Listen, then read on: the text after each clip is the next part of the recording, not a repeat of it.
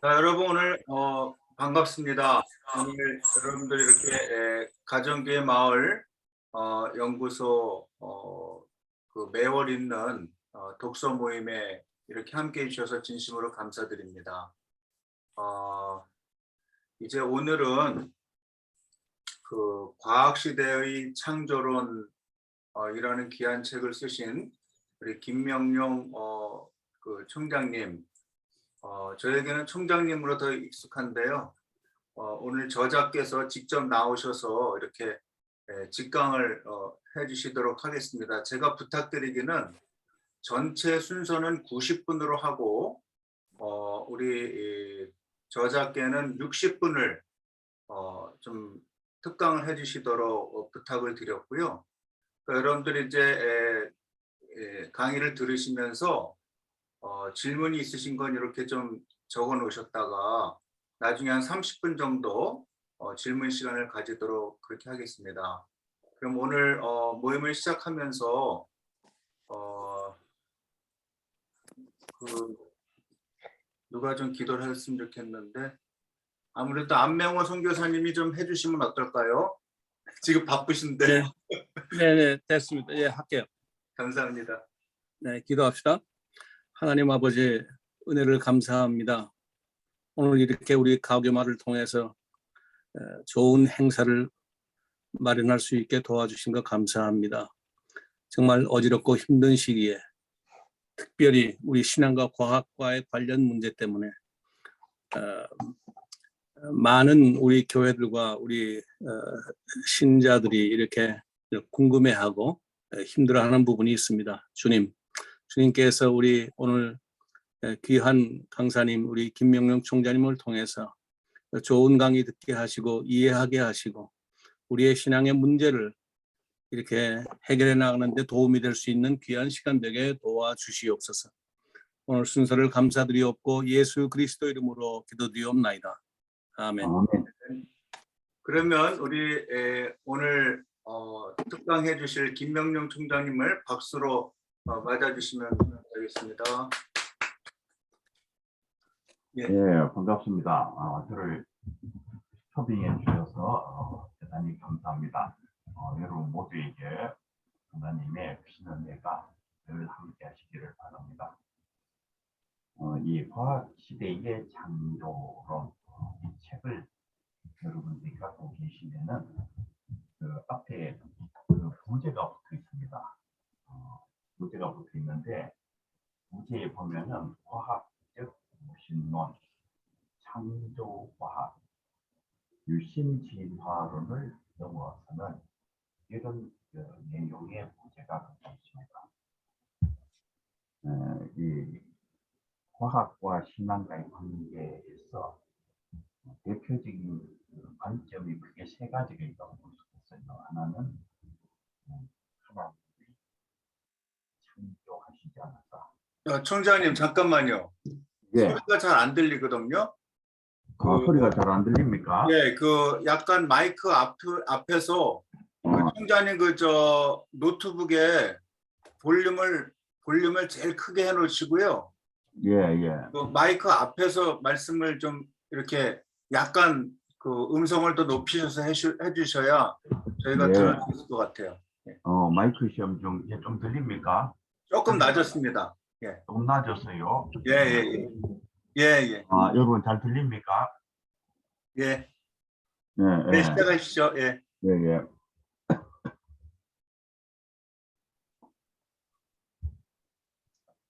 여기 그 세 가지 부제, 과학적 무신론, 창조과학, 유신진화론을 넘어서는 온신학의 창조론 이렇게 되어 있습니다.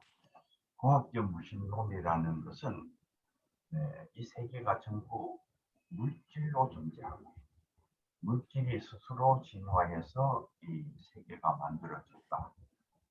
하나님을 추방시키는 것이죠. 창조 자체를 추방시키고 있는 것이 과학적 무신론.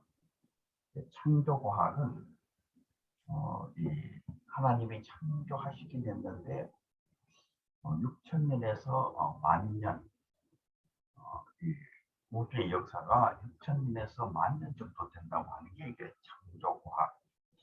유신 진화로는 진화가 전부 다 맞는데 그 속에 하나님이 숨어 계셨다.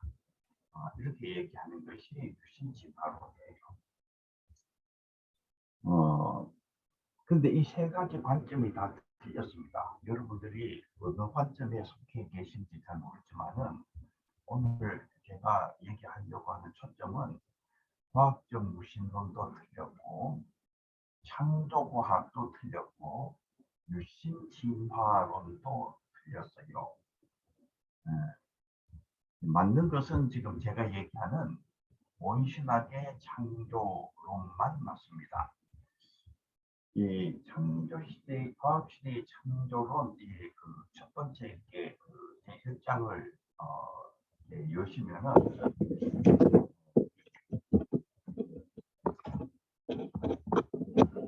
무슨 얘기가 나오는가 하면은 세상의 모든 근원에는 원자가 있을 뿐이라는 주장에 한계하는 표현이 나오는데 이 물리학자들이 그동안 이 세계의 그 가장 기본적인 단위는 원자다 그렇게 늘 얘기했어요. 그리고 이 원자에 의해 가지고 이 우주가 또 인간까지 다 만들어졌다. 이 우주는 전부 다 물질에 의해서 만들어져 있는데 물질의 그 최소 단위가 원자다. 그래서 이제 그 물리학을 배우는 분들이 그 처음에 그 물리학을 공부하기 시작하면은 교수님이 그렇게 가르칩니다. 이 세계는 원자로 구성되어 있다. 그런데 이 원자로 구성되어 있다는 말 자체는 이 세계가 그 물질에 의해서 만들어져 있다는 것을 내포하는 의미를 가지고 있어요. 그런데 이게 지금 좀 달라졌습니다. 이 물리학이 발전하고 또 최근에 또 양자역학이 발전하면서 굉장히 다른 차원이 등장하게 됐어요. 오늘 제가 여러분들에게 말씀드리는 것은 가장 이 최근에 발전된 양자역학의 아주 중요한 내용들을 여러분들에게 좀 얘기를 하려고 합니다. 그것을 잘 이해를 해야지 그 다음에 제가 얘기하는 내용들을 여러분들이 알 수 있기 때문에 그렇습니다. 그럼 이 세계가 전부 원자에 의해서 만들어졌느냐? 이제 더 깊이 연구를 해보니까 원자가 양성자와 중성자와 전자로 구성되어 있다는 걸 알게 됐어요. 그러면은 이 양성자와 중성자와 전자로 이 세계가 구성되어 있느냐? 그것도 아니에요. 더 연구를 해보니까 그 양성자, 중성자가 다시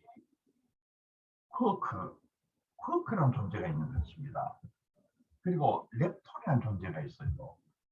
근데 쿼크도 한 개가 아니고 6개의 쿼크가 있고 렙톤도 한 개가 아니고 6개의 렙톤이 있고 그 다음에 2012년에 신의 입자라고 하는 힉스 보손이라는 게 또 발견이 됐어요.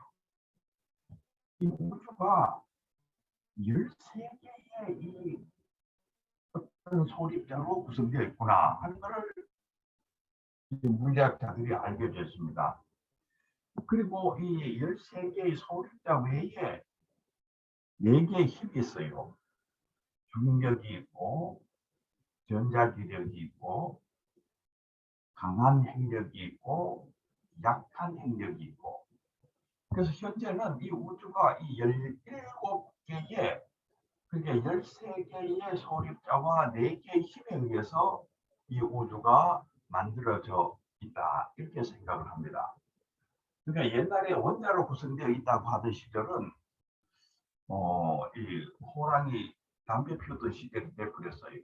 그러니까 이 17개의 이 우주를 구성하는 기본 단위가 있다. 현재 이제 최첨단 물리학은 거기까지 왔는데 그게 끝이 아니에요. 이 소립자들이 마지막 그 최종 그 단계냐, 그게 아니고 더 연구를 해보니까 이 소립자들이 양자 파동이라고 하는, 이 양자 파동이라는 것은 질량도 없는 것인데 뭔가 이 우주에 뭔가 이렇게 그 요동치는 어떤 뭔가가 있다는 걸 알게 됐어요.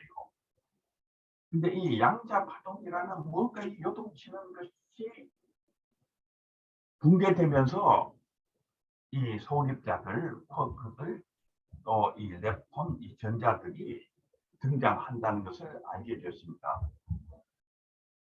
물리학자들이 이까지 연구하고 난 뒤에 굉장히 물리학자들이 쾌재를 올렸어요. 왜 쾌재를 올렸느냐 하면은 신을 언급하지 않고도 이 우주의 모든 것을 설명할 수 있게 되었다. 그러니까 이 우주는 우리 기독교인들이 하나님에 의해서 만들어졌다. 전통적으로 그 우주론적 논증을 할 때에 늘 그렇게 얘기했지 않습니까?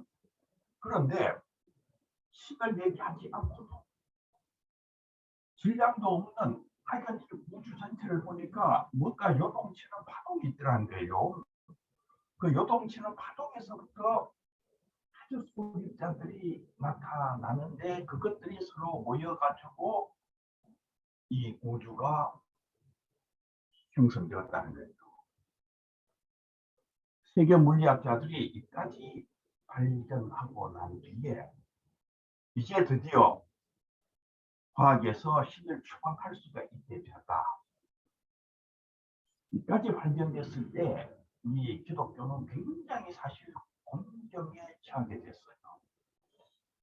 기독교 신학자들과 이 무신론적 과학자들이 이제 본격적인 이렇게 그 학술 토론을 하게 되면은 그 원자, 그 전자가 어디서 왔느냐, 그 하나님부터 왔겠지, 이렇게 얘기를 하다가 그분들에 의해 가지고 박살이 나는 것입니다. 당신은 제대로 잘 모르는 사람이다. 이 질량도 없는 이 요동치는 이 양자의 세계, 그 요동치는 양자의 세계에서 이 물질들이 탄생했다. 이게 지금 과학적으로 이제 발견이 됐다는 것입니다.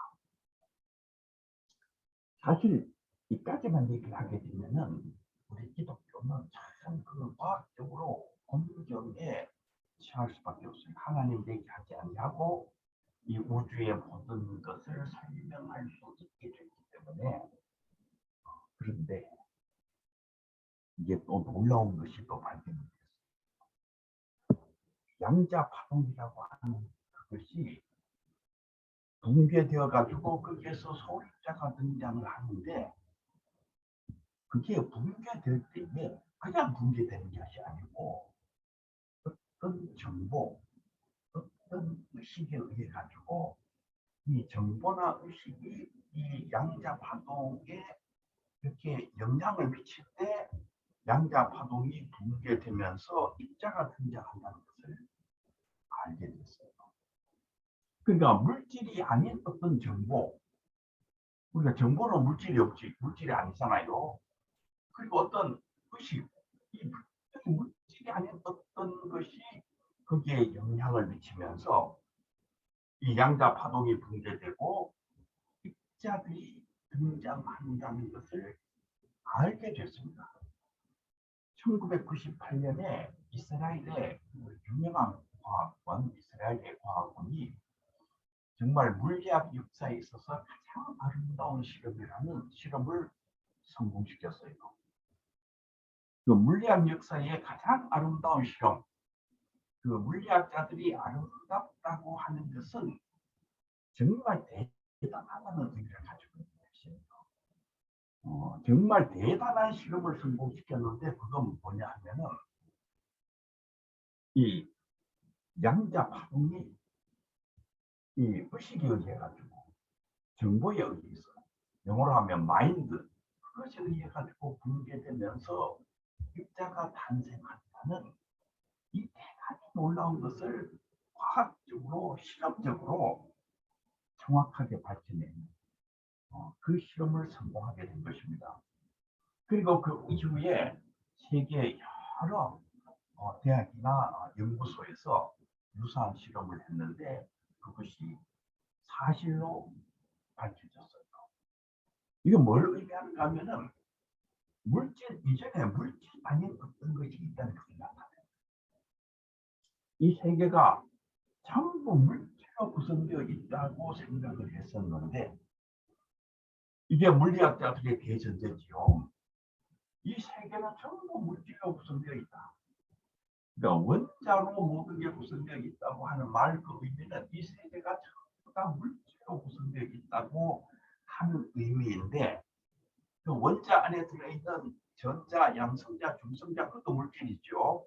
그 다음에 또 들어가가지고 쿼크 6개의 쿼크 그 다음에 6개의 일렉트론, 힉스 보선 그것도 다 물질이죠.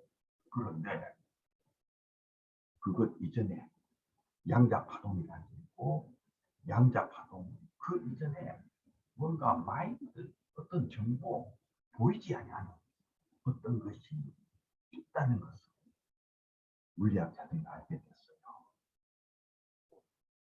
2016년에 카나다 밴쿠에서 세계 양자 물리학자들이 모여가지고 회의를 하게 됐는데 그러면은 이 우주를 구성하게 된 그 마인드, 그 의식이라는 게 도대체 뭐냐?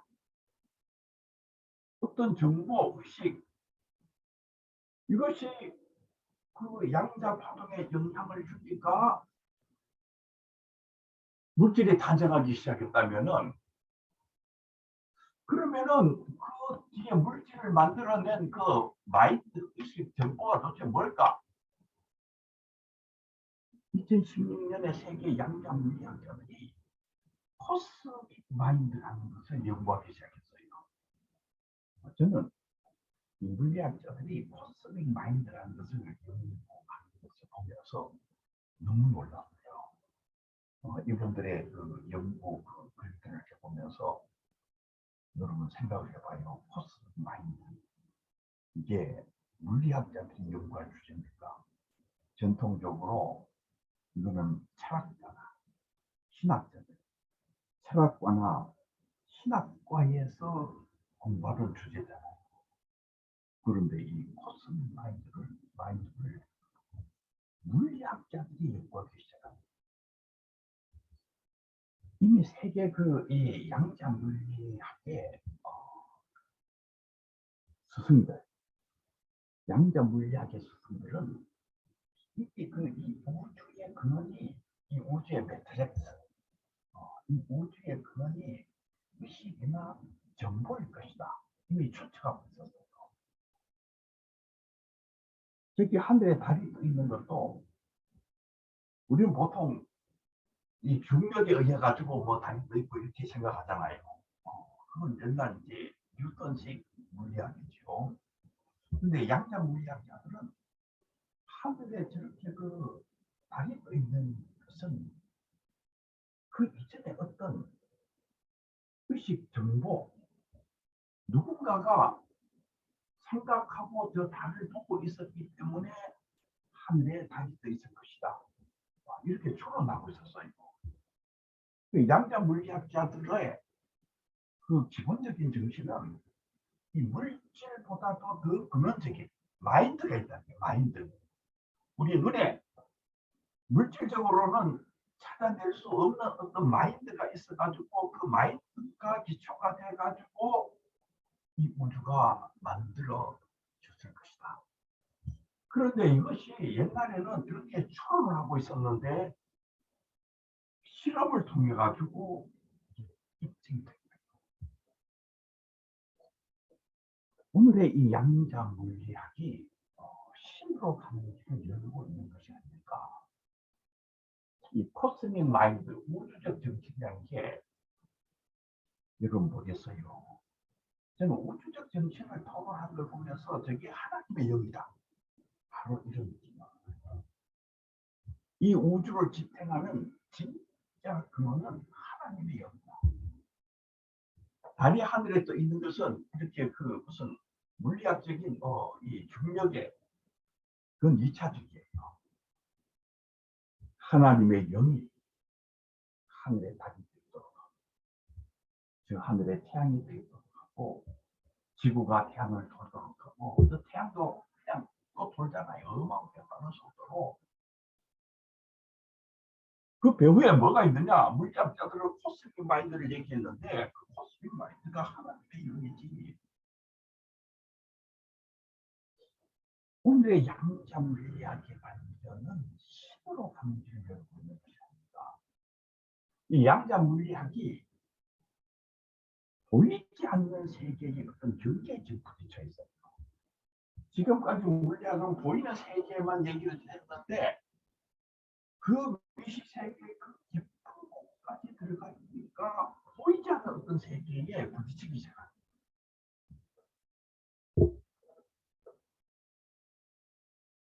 영국의 유명한 그 과학과 종교를 다루는 대단히 유명한 학자 워드 케이프라는 분이 있어요. 이 양자 물리학의 이 발전은 신으로 감지를 여는 게 없다. 아미트 고스와미라는 미국 오레곤 대학의 대단히 유명한 양자 물리학자가 있습니다.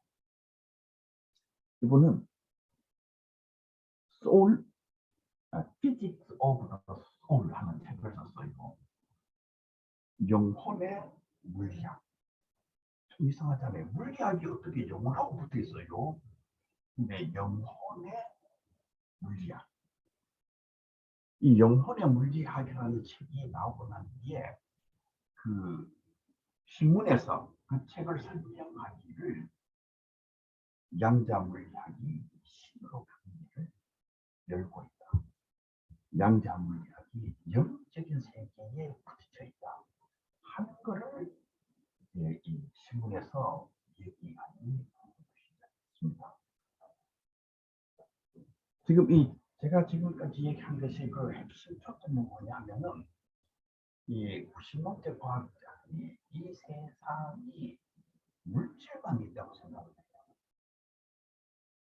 그리고 물질적인 진화론을 얘기한 것입니다. 그래서 우리가 이 세계가 전부 다 물질에 의해서 진화가 돼가지고 오늘까지 이렇게 됐구나.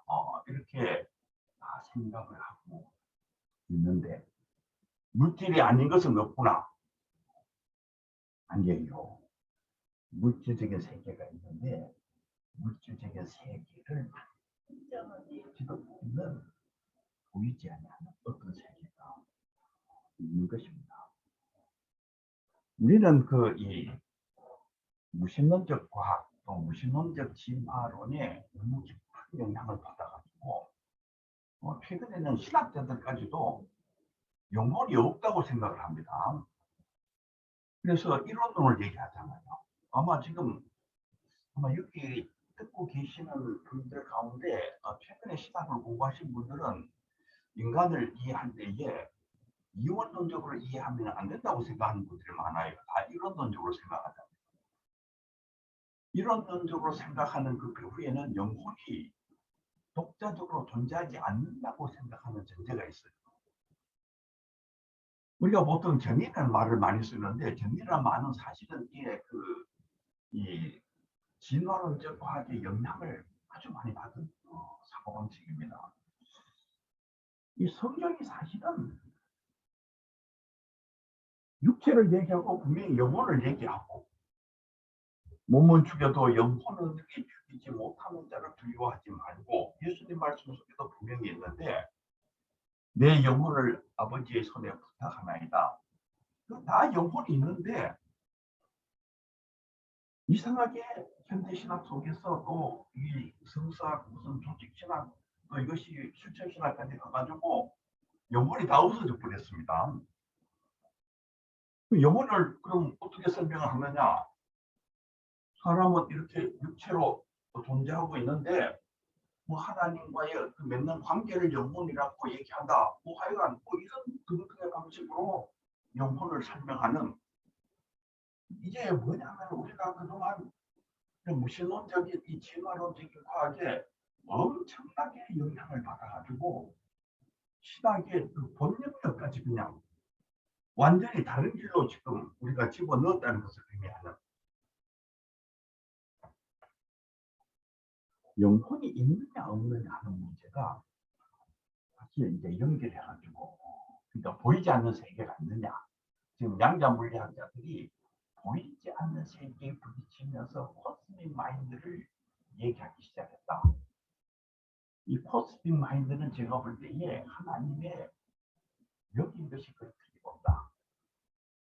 그런데 이제 그 인간론적인 차원에 들어와가지고 그동안 생물학자들, 이 무신론적 과학자들이 뭐 영혼이 없는 거죠. 사람의 이 생각이라든지 이런 거 영혼 같은 것은 뭐냐 하면은 이 내 속의 어떤 이 전기 반응, 이 내 안에 있는 전기 반응이 이렇게 바짝바짝 하다가 여기 생각이 만들어지고 뭘 어떻게 하고, 그러니까 이 인간의 생각이라는 것은 이제 물질에서부터 창발하는 것이다.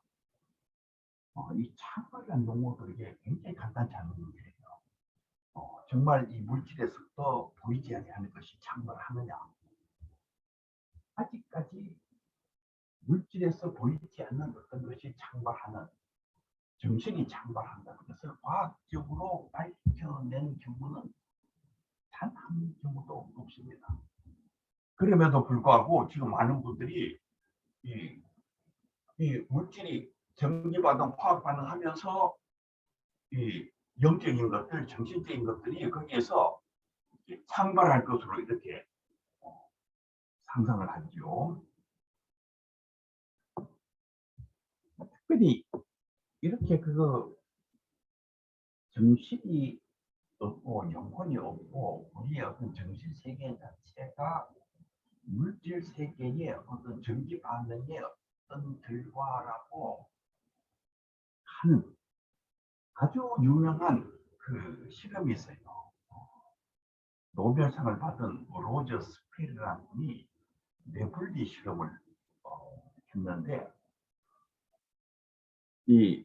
그러니까 이 로저 스피르라는 분은 이 뇌과학에 굉장히 유명한 분이죠.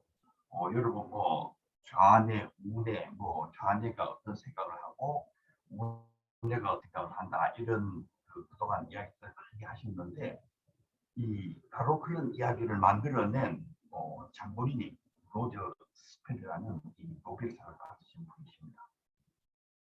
근데 이분이 사람의 뇌를 이렇게 분리해가지고 실험을 해보니까 이 왼쪽 눈을 가리고 오른쪽 눈으로 뭔가 물체를 보게 하고, 그 사람에게 다시 이 오른쪽 눈을 가리게 하고 왼손으로 그 물체를 집으라고 하니까 못 집더라는 것입니다. 이건 뭐냐 하면은 사람의 뇌가 분리가 되면은, 그러니까 이 뇌에서부터 뭔가 이렇게 발현하고 있기 때문에 이게 안 되는 거예요. 이게 안 된다는 말의 의미는 뭐냐 하면은 결국 우리가 하는 행동이라든지 이런 사상이라든지 이렇게 모든 것이 뇌에서부터 창발한다는 것을 나타내는, 그래서 소위 이론론적인 그 인간론 이해에 대과학적인 아주 근거로 이 로저 스페리의 이 유명한 실험, 그게 배경이 있어요. 그리고 이분은 바로 이 뇌과학을 통해, 이 연구를 통해 가지고 세계에 엄청난 영향을 미치고 노벨상까지 받으신 분이 돼가지고 이게 세계적인 정설이 되어버렸어요. 세계적인 정설이 됐는데, 저도 이 문제 때문에 참 고민을 많이 했습니다. 로저 스페리라는 이분이 뇌를 갈라가지고 실험까지 다 했는데, 사람의 생각이라는 것은 거의 뇌에서부터 창발하는 게 거의 틀림없는 게 아니냐. 이 실험을 누가 뒤엎을 수 있냐. 그런데 제가 과학적인 논문을 찾다가 대단히 놀라운 것을 발견했어요. 2017년 그러니까 지금부터 꼭 5년쯤 전에 등장한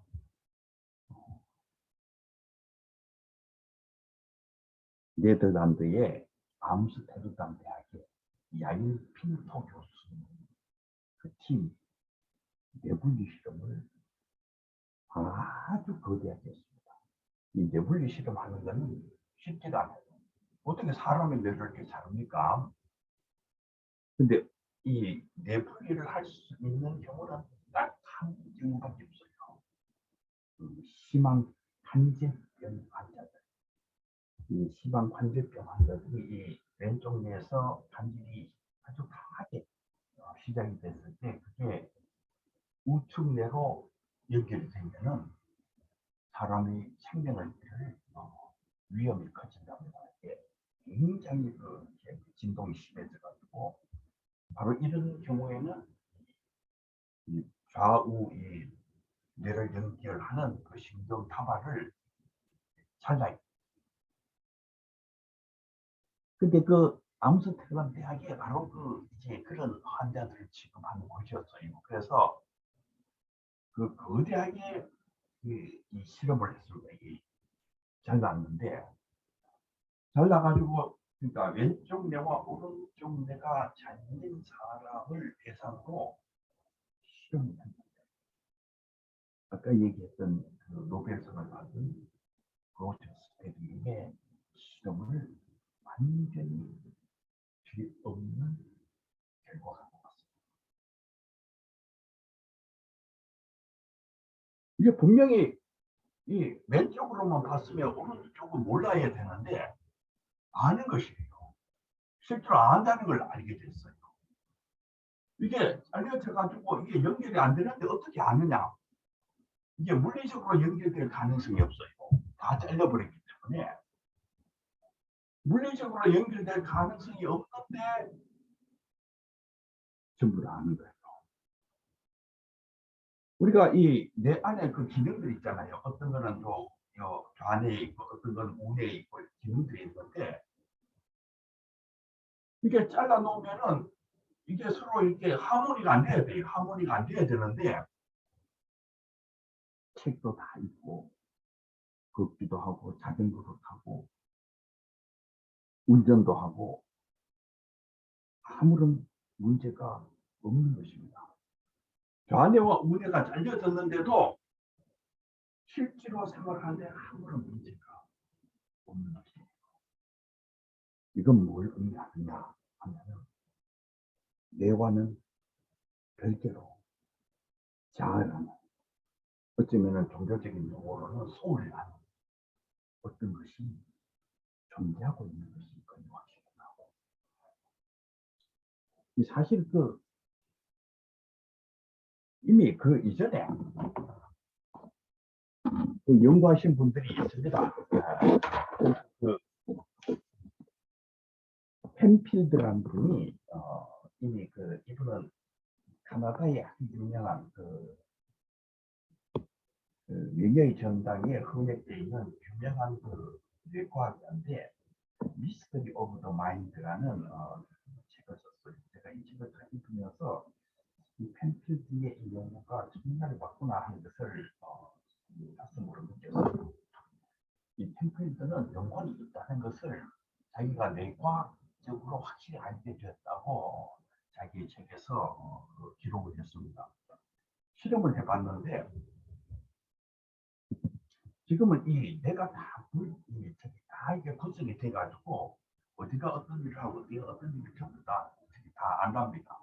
그래서 여기에 작용을 하면 사람이 어떤 말을 하고 여기에 작용을 하면 어떤 행동을 하고 이게 다 된답니다. 그래서 이제 실험을 했는데 이제 여기에 작용을 주니까 이제 물건을 이렇게 오른손을 이렇게 들어 올리는 또 자극을 주니까 또 올리는 거예요. 그래서 계속 자극을 주니까 자꾸 올리는데 어떤 시점에 가가지고 자극을 줬는데도 이게 손을 안 올리더라는 거예요. 그래서 물어봤답니다. 너는 왜 지금까지 잘 올렸는데 왜 안 올리냐? 그랬더니 그 양반이 하는 말이 나는 올린 적이 없다. 나는 올린 적이 없다. 그러면 지금까지 그 올렸지 않느냐? 그건 내가 올린 게 아니고 당신이 올린 것이다. 이것 좀 잘 봐야 됩니다. 내가 올린 적이 없다는 거예요. 당신이 여기에 해가지고 이렇게 올라간 것 뿐이지. 그 다음에 이제 또 말을 하게 한 거, 도입해가지고 무슨 말을 여기서 하게, 무슨 말을 이제 하는 거죠. 말을 하는데, 또 말을 안 하는 것이에요. 그래서 왜 말을 안 하느냐 그랬더니, 내가 언제 말을 했느냐. 지금까지 당신 말하지 않았느냐 그랬더니, 그거는 내가 말을 한 게 아니고, 당신이 말하게 한 것이다. 보통 뇌의 전기작용이 나라고 생각하는 거고 지금 나는 지금 이제 반응을 하는 것입니다. 이 자아가 있는 거예요. 자아가 있어가지고 지금까지 내 안에 일어난 전기자극은 그 전기자극이었고 그것과는 관계없는 자아, 나라는 존재가 거기 있는 거예요. 그 지금까지 전기 반응이 일어나는 것은 당신이 한 것이고 나는 그것을 한 적이 없다. 이 펜시의 이 유명한 실험 그리고 2017년에 발표된 야이핀토 교수 팀의 이 내분리 실험 이런 것은 전부 다 뇌가 아닌 자아가 있다는 것. 또 우리가 종교적으로 얘기하면은 뇌가 아닌 영혼이 있다는 것을 얘기하는 아주 중요한 과학적인 실험입니다. 지금에 와가지고는 이제 이 야이핀토 교수님의 이 내분리 실험이 거의 정설화됐어요. 사람들이 이제 거부할 수 없는 이렇게 정설이 되어 가는데 그러니까 그 전까지 딴소리를 했던 분들이 지금 와가지고 아주 궁색한 말을 합니다. 그 궁색한 말이 뭐냐면은 내가 분리가 돼도 서로 연결될 수 있는 어떤 가능성이 있기 때문에 그런 것이 아니냐. 그렇게 나는 그렇게 추론한다. 뭐 이런 여러 가지 말들을 하는데 이게 이제 과학적으로 그렇게 인정되는 것은 어려워요. 왜냐하면은 이 신경다발이 끊어진 상태에서 뭔가 이렇게 연결됐다 해도 그거는 대단히 약하게 연결되기 때문에 무슨 자전거를 탄다든지 뭐 이렇게 운전을 한다든지 이럴 수 있는 게 아니에요.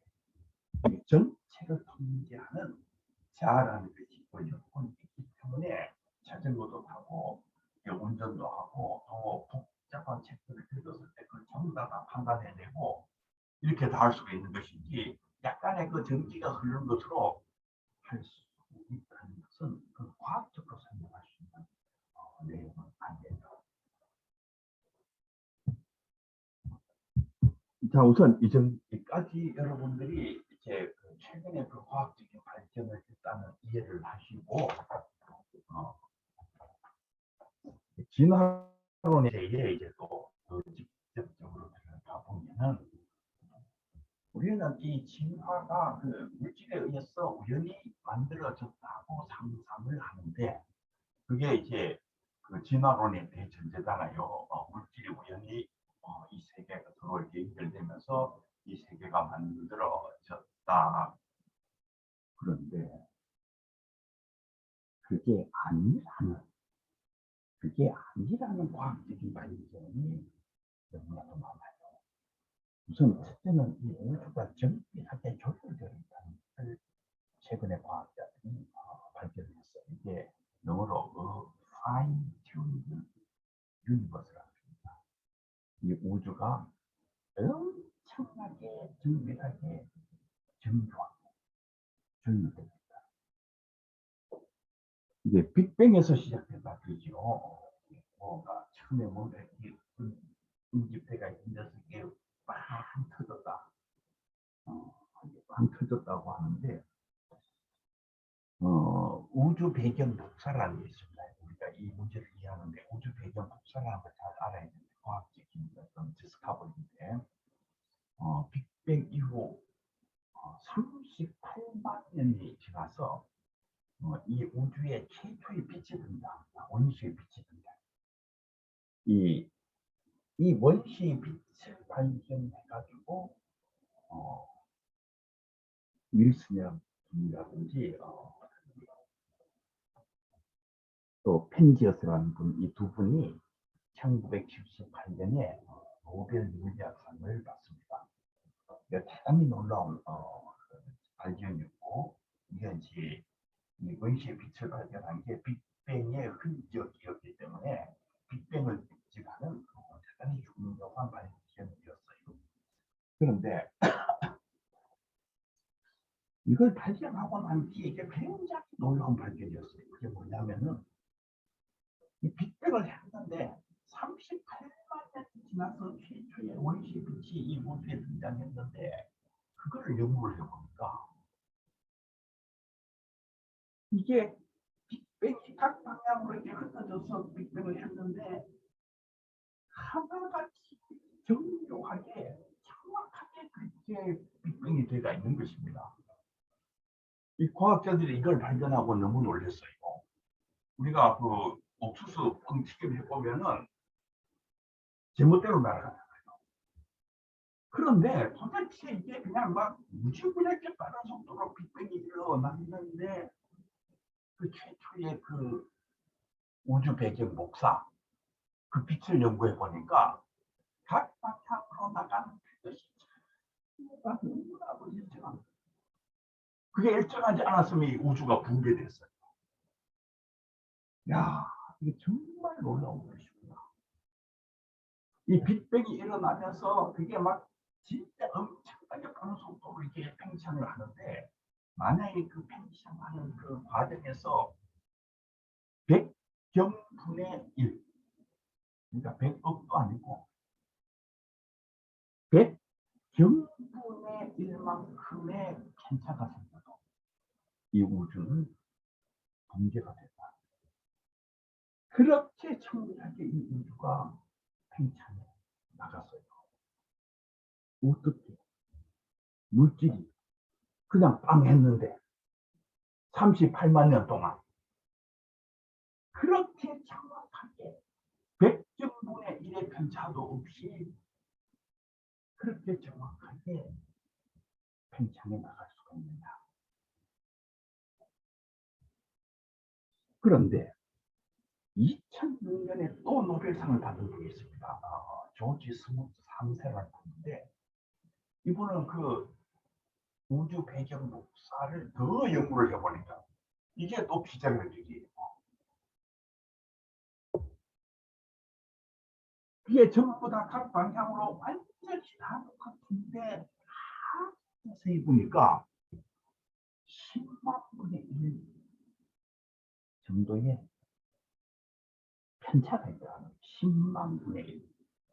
그러니까 그 우주 배경 목사를 연구해 보니까 10만 분의 1 편차로 놀라운 패턴들이 있다는 게 그 우주 배경 목사 안에 패턴. 패턴들이 있는데 이 패턴들이 정말 놀라운 게도 오늘의 우주의 모습하고 완전히 일치하는 여기에 어떤 은하계가 있는데 그 은하계가 있는 그게 또 안에 패턴이 정확하게 있더라는 거예요. 그래서 이 조지 스무트 3세가 하신 말씀이 여러분에게 종교가 있으면 여기에서 당신은 신의 얼굴을 보게 될 것입니다. 이게 신이 만들어도 설계보다는 그 빅뱅 이후 38만 년 지나서 나타난 그 최초의 빛을 연구해 보니까 거기에 이 우주의 설계도가 정확하게 거기에 만들어졌더라. 바로 이걸 발견한 분이 2006년에 노벨 물리학상을 받으셨습니다. 나는 여기에서 신의 얼굴을 본다. 신의 얼굴을 본다. Fine from the universe. 세상의 정리할 때 존재하는 거죠.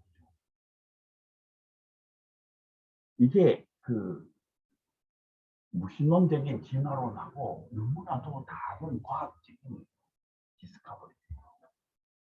무신론적 진화론은 이 우주가 우연에 의해서 전부 다 만들어졌어요. 제멋대로 그냥. 그런데 이 우주의 설계도가 거기에 있다면 이미 그것은 우연에 의해서 만들어진 우주가 아니라는 거예요.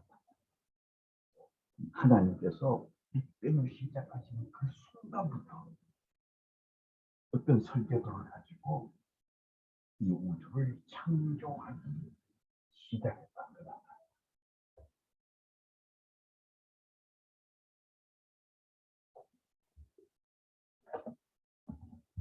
이 정밀하게 조율된 우주를 근거하는 과학적인 내용이 많은데 시간 관계상 그냥 그 정도만 하고요.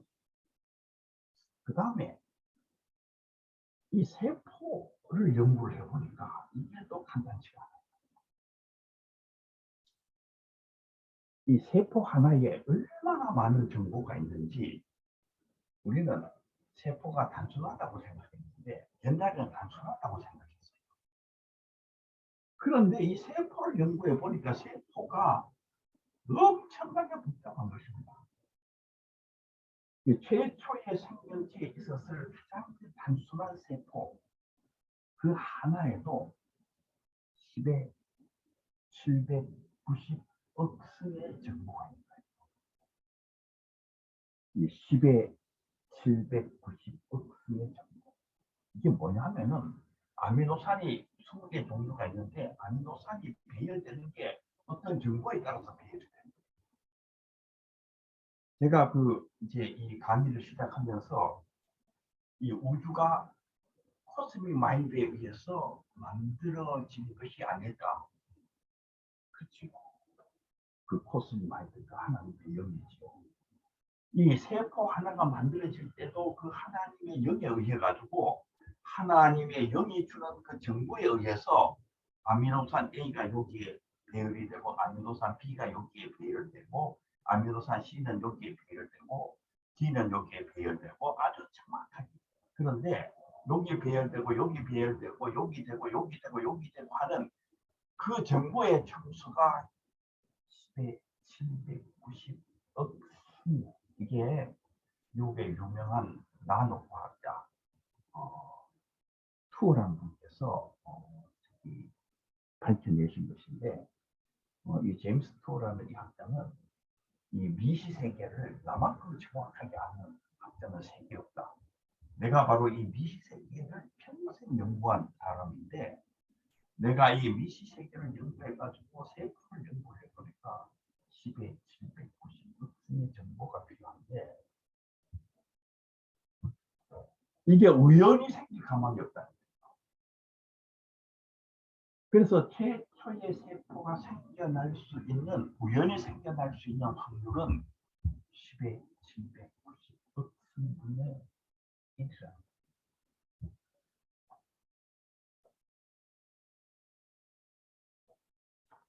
캄브리아기의 생명체 대폭 이거 참 중요한 문제인데 이 다윈의 진화론을 사실상 완전히 붕괴시키는 그 화석의 발견입니다. 많은 분들은 화석이 자꾸 발견되면서 다윈의 진화론이 입증이 된다고 착각을 하시는데 그게 전부 착각이 전부 다 거짓말을 하고 있는 겁니다. 지금 미국의 진화론에 견도된 분들이 굉장히 거짓말을 하고 있어요.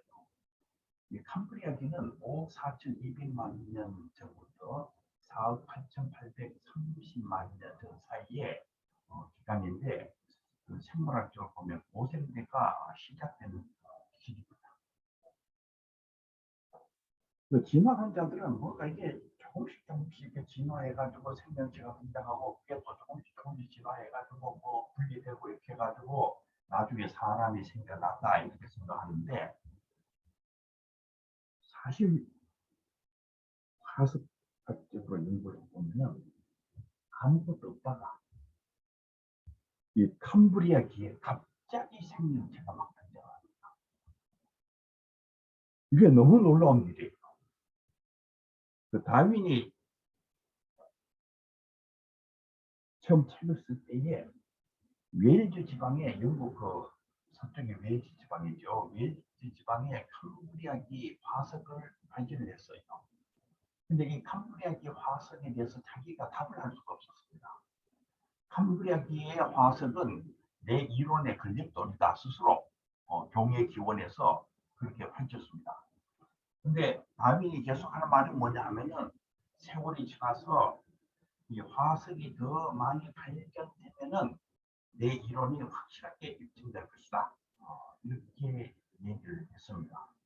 그런데 21세기 초에 20세기 초에 카나다 그 로키 산맥 지역 그 버제스 시를 해요. 거기에 엄청나게 많은 캄브리아기 화석이 등장합니다. 그런데 이게 너무 놀라운 거예요. 왜냐하면 막 삼룡충을 비롯한 엄청난 생명체가 막 등장을 하는데 이게 막 눈을 가지고도 등장을 해요. 이 카메라 눈, 사람하고 똑같은 이런 눈. 이 진화 환자들이 이 눈같이 복잡한 것을 설명할 때에 뭔가 이렇게 뭐 약간 빛을 감지하는 뭔가가 있어가지고 그게 점점 이렇게 해가지고 조금 빛을 감지하고 조금 더 이렇게 해가지고 그래서 나중에 눈이 생겼다. 그동안 이런 식으로 설명을 했는데 그게 아니고 갑자기 캄브리아기에 눈이 등장합니다. 그렇게 복잡한 눈이. 그것도 지금은 연구를 해보면은 불과 600만 년에서 1000만 년 사이 갑자기 등장한 것 같아요. 어떻게 이렇게 전부 다 갑자기 눈뿐만이 아니다. 여기 뭐 몸의 이 모든 구조들이 갑자기 다 등장합니다. 그래서 이 카나다 로키 산맥의 그 혈암층에서 등장한 이 캄브리아기의 화석은 다윈의 이론을 거의 허물고 있는 과학적인 화석학적인 발견이다. 그런데 그게 끝이 아닙니다. 1980년대 중경이 지나가면서 중국 서남부 우리 저기 아마 청주하시는 분들은 공명이라는 지역 있잖아요. 네, 바로 그 공명이 가까운 그 서남부 지역에 그 마차도산 엄청나게 많은 또 캄브리아기 화석이 발견되는데 이거는 지금까지 발견된 것과는 비교도 안 될 정도의 엄청나게 많은 캄브리아기 화석이 발견됩니다. 근데 엄청난 생명체가 막 등장을 하는데 그 프리캄브리아기 그러니까 캄브리아기고 앞에 그 섭캄브리아기에는 아무것도 없습니다. 진짜 없습니다. 그런데 여기 와가지고 갑자기 이렇게 등장해 나오면 그래서 이 그 중국 이 서남부의 캄브리아기의 그 화석의 그 전문가이신 중국의 첸 교수란 분이 있어요. 첸 교수란 분은 이 캄브리아기 화석을 연구해 본 결과 다윈주의는 불가능하다. 다윈주의는 불가능하다라는 결론을 내렸습니다. 그러면 이 갑자기 이게 생명체가 막 그러니까 우리 눈 하나가 만들어지려 그러면은 여기 어마어마한 정보가 있어야 돼요. 우리가 뭐 저기 카메라 하나 만들려 그러면은 그 카메라를 만들기 위한 정보가 굉장히 많이 필요하지 않습니까? 이 살아있는 눈을 하나 만들려면은 진짜 정보가 뭐 10에 790억 승이 아니라 10에 790조승을 넘는 정보가 필요하죠. 그럼 갑자기 이렇게 생명체가 등장하게 되는 그 배경이 뭘까? 하나님께서 창조하셨죠. 창조하셨죠. 그리고 하나님께서 새로운 정보를 주입하시면서 물질이 만들어지고 그걸 근거로 해가지고 무언가 만들어졌을 것으로 보입니다. 제가 대표적인 지금 그 몇 가지만 여러분들에게 설명해 드렸는데 현재로 볼 때의 이 진화론은 사실상 과학적인 이론이라기보다는 그 다윈주의에 연도된 어떤 그 이데올로기 해가지고 이런 이론을 만든 것이 거의 확실하다. 이런 생각이 듭니다. 우리 그 유신 진화론이 왜 문제가 되느냐 하면 유신 진화론은 이 진화론 자체에 들어있는 문제점을 깊이 인식하지 못하고 진화론을 그냥 받아들입니다. 쉽게 얘기하면 창조론을 버리고 진화론으로 간 것입니다. 이렇게 조화를 위해 가지고 그래가지고 결국에는 그 진화 역사 속에 하나님이 숨어 있었다 이렇게 생각하자. 근데 여기에서 결국에는 그 주는 물질의 진화고 하나님이 숨어 있는 그러니까 하나님의 종속적인 기능을 하는 거예요. 근데 진짜는 뭐냐 하면은 하나님이 창조하시는데 물질이 따라오는 주객이 지금 바뀌어지는 그러면은 이 우주의 역사가 138억 년이라는 것은 좀 틀렸나? 창조과학자들이 경대로 6,000년에서 10,000년 정도냐? 그건 아니에요. 창조과학자들은 이 성경을 근본주의적으로 해석을 해가지고 그 성경을 잘못 해석한 거예요. 그냥 6,000에서 10,000년이 아닙니다. 그러니까 이 우주가 138억 년일 가능성은 많다 그렇게 생각을 합니다. 이 우주가 한 날 한시에 갑자기 만들어진 것은 아니라고 생각해요. 그러니까 빅뱅이 일어나고 그리고 이 우주 안에 그 수소나 이런 것들이 이제 모여가지고 뭔가 별들이 만들어지고 그리고 태양도 만들어지고 별들이 폭발하고 우리가 태양 같은 거 생각하면 태양이 이게 굉장히 정교하고 복잡한 수소 행중합 발전소인데 저렇게 정교하고 복잡한 수소 행중합 발전소가 우연히 만들어질 수도 없어요. 그런데 이 무신론적 진화론자들은 저기 우주의 직근들이 모인 곳에서 갑자기 이렇게 저 태양 같은 것들이 만들어지고 뭐 했다 그러는데 우주의 직근이 모여가지고 그렇게 될 수가 없어요.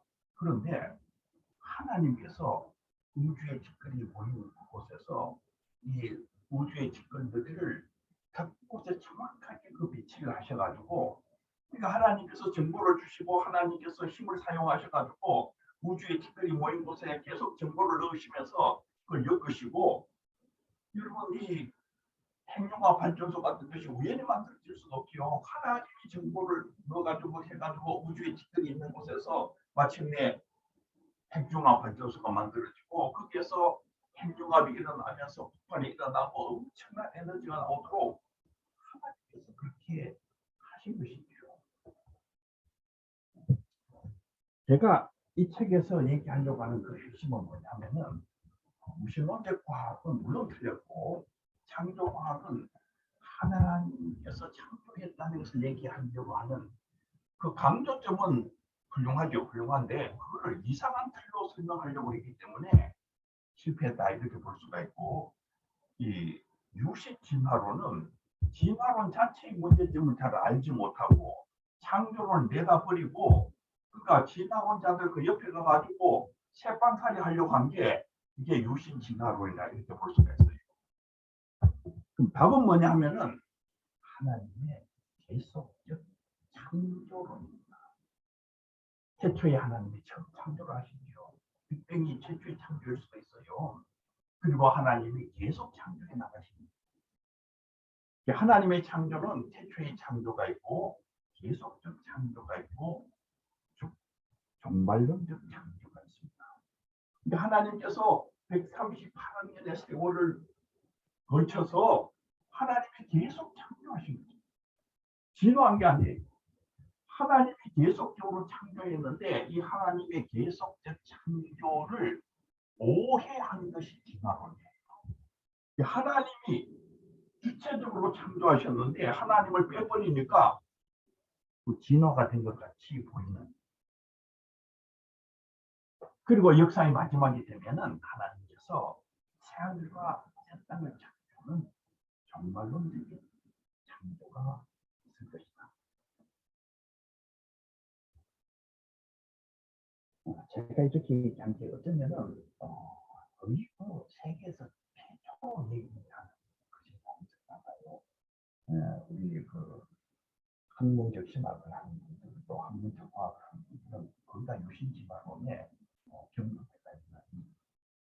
신칙파로는 결국 창조론을 시작시키는 가장 심각한 문제점을 가지고 있습니다. 창조과학은 완전히 어거지 속에 있는 것이죠. 이게 6천년에서 만년 사이에 이 우주의 역사를 억지로 집어넣으니까 과학도 아니고 신학도 아니고 이상한 학문이 되어버리고, 과학적 무신론자들은 리차드 도킨슨, 호킹 이런 분들은 그러니까 하나님이 창조했다는 것 자체를 모르고, 그러니까 억지로 물질이 했다고 하니까 이게 이론 자체가 독것에서 성립이 안 됩니다. 그리고 이 캄브리아기 생명체 대폭발 같은 이런 화석의 증거가 결국에는 이 다윈을 무너뜨리고 호킹도 호킹스도 다 한순간에 무너뜨리는 화석의 과학적인 어떤 발견이다, 이렇게 생각합니다. 제 얘기는 여기까지 하도록 하겠습니다. 감사합니다. 네, 감사합니다.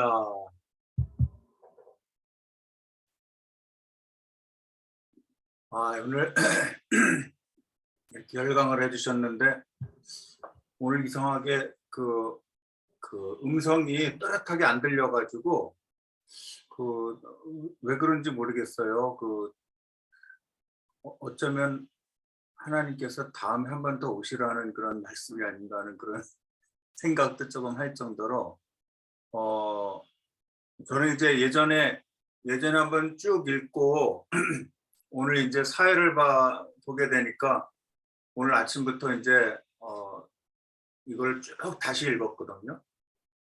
너무 오늘 읽고 나서 강의를 들으니까 너무나 아주 귀에 쏙쏙 들어오고 아주 재미난, 잘 안 들렸음에도 불구하고 저에게는 아주 이해가 잘 되는 그런 시간이었습니다. 이제 우리 여기 계신 우리 독서 회원들께서 질문이 있으시면, 또 좀 이렇게 명확하게 안 들려서 잘 못 들으신 게 있으시면은 말씀을 좀 해주시면 좋겠습니다. 누가 먼저 좀 하실까요?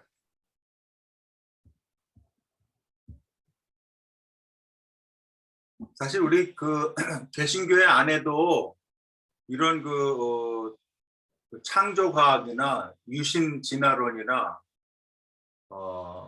이런 것들이 판을 치는 것 같아요. 그래서 조금만 이런 뭐라 그럴까, 창조과학이랑 좀 어긋난 얘기하는 것 같은 막 담임 목사님들이 막 팍 하고 막 화를 내고 마치 무슨 이단적인 얘기하는 것처럼 그렇게 받아들이고, 젊은 지구론이 그게 말이 되느냐고 제가 한번 얘기했더니 굉장히 아주 싫어하시더라고요, 담임 목사님들이. 근데 사실 말도 안 되는 얘기인데도 그거에 대해서 거의 신앙적으로 받아들이는 것 같아요. 이렇게 학문을 하는 그런 입장에서 생각하는 게 아니고. 혹시 여러분들 가지고 계신 질문이나 또 좀 코멘트 하셔도 좋겠습니다. 누가? 제가 좀 질문을, 박성 교수님.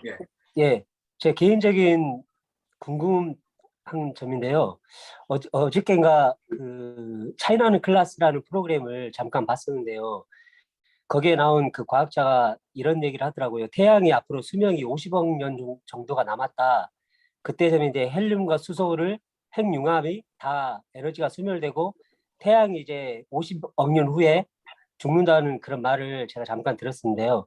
그러면 이게 태양이 죽으면 마찬가지로 인류도 이제 그때 끝이 나는 거라고 사실상 이제 생각이 되어지는데, 제가 궁금한 것은 종말론적 창조론, 제가 교수님의 책을 읽고 태초의 창조론과 그리고 계속적인 창조론, 그리고 종말론적인 창조론적인 부분에서 만약에 새하늘과 새 땅이 다시 올 거라면 이게 인류의 역사의 관점에서 새하늘과 새 땅인지, 아니면 그 새하늘과 새 땅이 말 그대로 태양이 핵융합이 끝나고 나서 전 우주적인 종말론인지 종말론의 하나님의 창조론인지 개인적으로 궁금해서 여쭤봅니다. 예, 아주 좋은 질문이십니다. 오늘의 물리학적인 그 발견은 어떻게 보면은 기독교 신학을 입증하는 것 같다 이런 느낌을 많이 받아요. 우선 그 빅뱅부터 얘기를 하면은 이 불교라든지 그 다른 종교들은 영원 회귀의 그 특징을 가지고 있어요. 영원히 이렇게 반복되는. 근데 이 빅뱅이라는 거는 시작을 얘기합니다. 시작입니다. 교황 피우스 12세, 피오 12세라 그러죠. 이 피오 12세가 빅뱅 이론을 깊이 연구한 끝에 빅뱅 이론은 기독교의 창조론에 가까이 있는 창조론을 입증할 수 있는 이론으로 보인다. 그렇게 얘기를 했습니다. 또 이 호킹이라든지 이 무신론자들까지도 이 빅뱅이 있었다면은 최초의 창조가 있었다는 기독교의 메시지가 상당히 설득력이 있어진다. 그러니까 빅뱅이라는 것 자체가 우리 기독교의 어떤 최초에 뭔가 시작이 있었다는 것을 얘기하는 우리 기독교의 신학적 메시지와 공명하는 어떤 것이다. 그런 말이에요. 이 종말도 마찬가지입니다. 그 신도교, 불교 전부 다 이 영원 회귀이기 때문에 끝이 없어요. 그냥 계속 가는 것인데 우리 기독교가 얘기하는 성경 얘기하는 아주 중요한 메시지가 마지막에 있다. 마지막에 있다는 것인데 이 지금 이 태양의 수소 핵융합 발전소인데 이게 한 50억 년 남았다 그러지요. 이 우주 전체가 다 어떻게 될지 잘 모릅니다. 그런데 지금 물리학자들이 이 우주가 언젠가는 종말이 있을 것이다 이렇게 예견을 하고 있어요. 그러면 종말 다음에 어떻게 될 것이냐? 그건 물리학자들이 모르죠.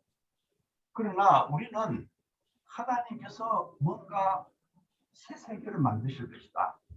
하나님께서 어떻게 새하늘과 새 땅을 만드실지는 우리가 정확하게 모르지요. 그러나 하나님의 능력으로 뭔가를 만들어내시면서 그러나 현재 우리가 살고 있는 이 우주가 그 새하늘과 새 땅이 만들어지는 것과 어떤 연결점이 있을 거로 추정이 됩니다.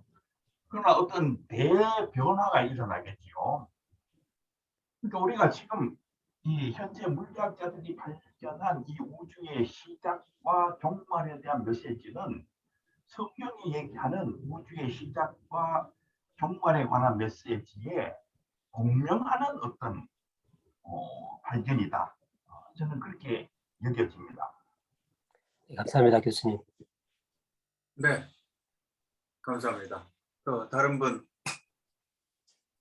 책을 읽으실 때나 또 강의 들으실 때 의문이랄지 또 좀 명확하게 하시고 싶은 게 있으시면 질문이나 코멘트 해주시죠. 네, 제가 좀 여쭤보고 싶은데요. 네네네, 이효재 목사님. 예, 저는 그 장신은 안 나왔는데, 예, 그 숭실대에서 박사 공부를 한 그 이효재 목사라고 합니다.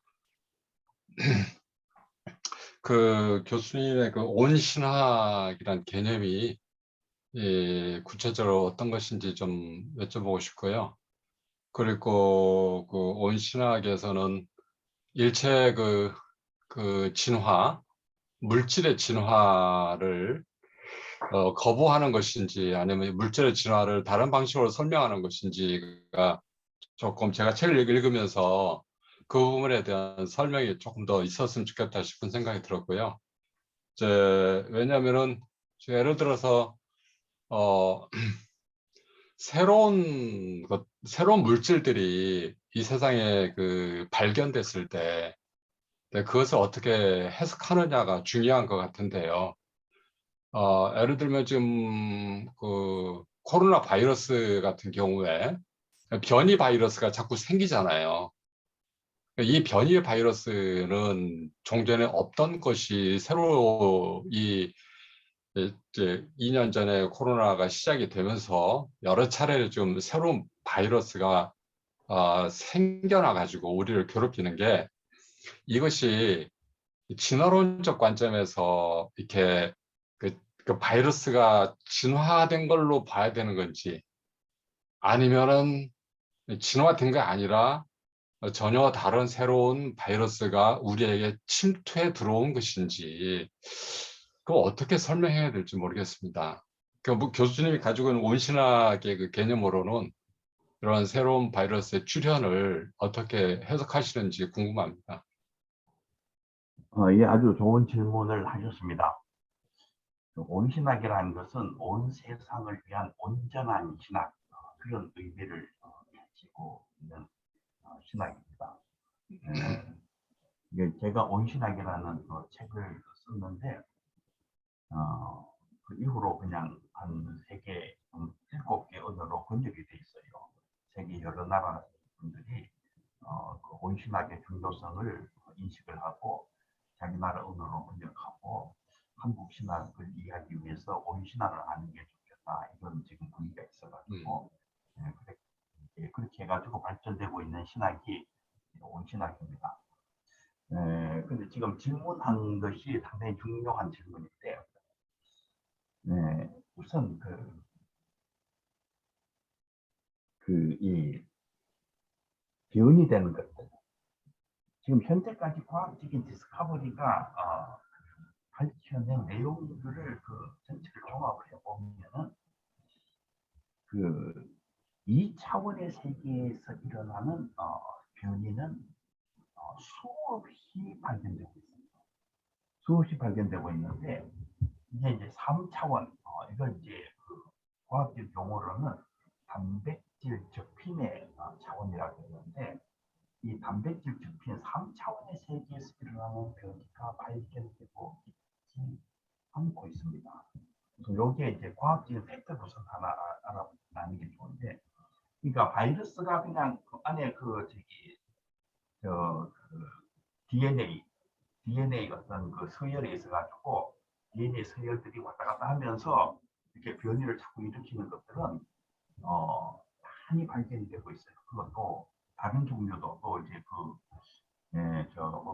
다윈이 새 주둥이 길어졌다 짧아졌다 하는 거, 이런 것도 마찬가지인데, 이 같은 새 종류 안에서 이렇게 길어졌다 짧아졌다 길어졌다 짧아졌다 하는 이런 것들은 많이 발견이 됩니다. 근데 요 새가 갑자기 무슨 독수리가 된다든지 다른 종으로 가는 이런 건 발견이 안 되고 있어요. 그리고 이게 길어졌다가도 또 다른 환경에 가면 원래 이렇게 짧았던 쪽으로 다시 돌아가고 이렇게 뺑 도는 것도 많아요.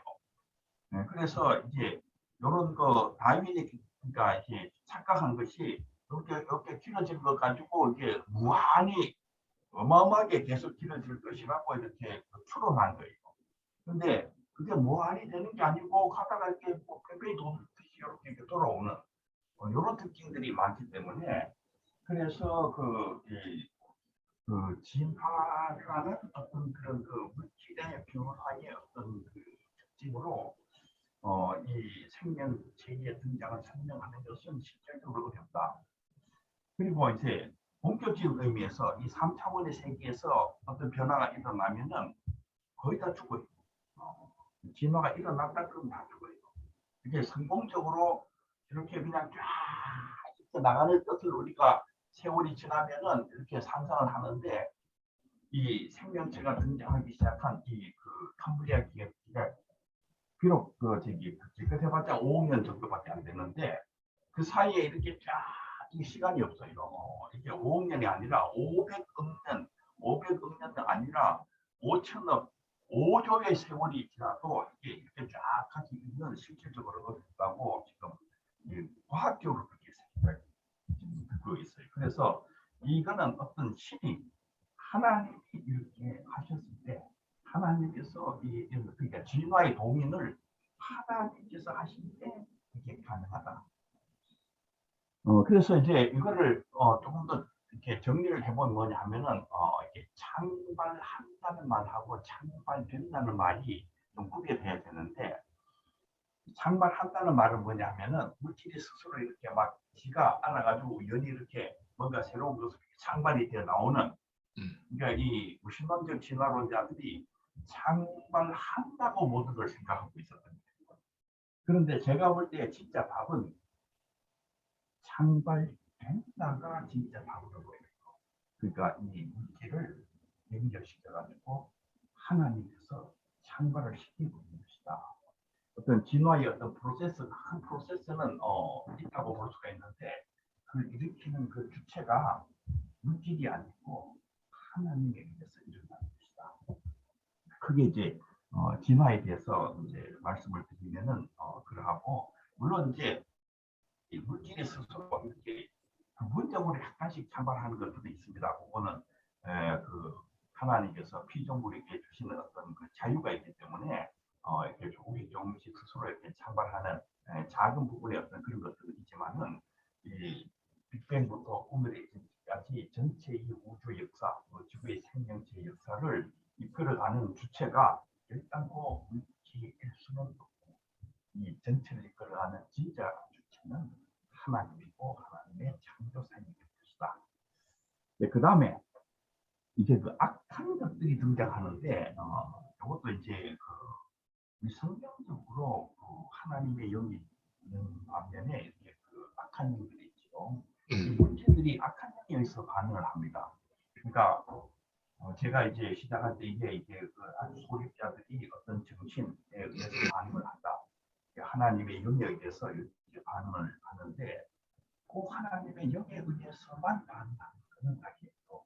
이 악한 사탄, 어떤 다른 어떤 존재에 의해서도 그 반응에서 어떤 현상들이 나타나는 것을 우리가 같이 인식을 해야 되기 때문에, 그래서 이제 이 온신학은 이 역사를 이해할 때에 역사의 주가 하나님이시지만은 이 물질이 스스로 일으키는 어떤 변화도 있고 악한 영에 의해서 일어나는 심각한 어떤 문제도 있을 것으로 추론을 합니다.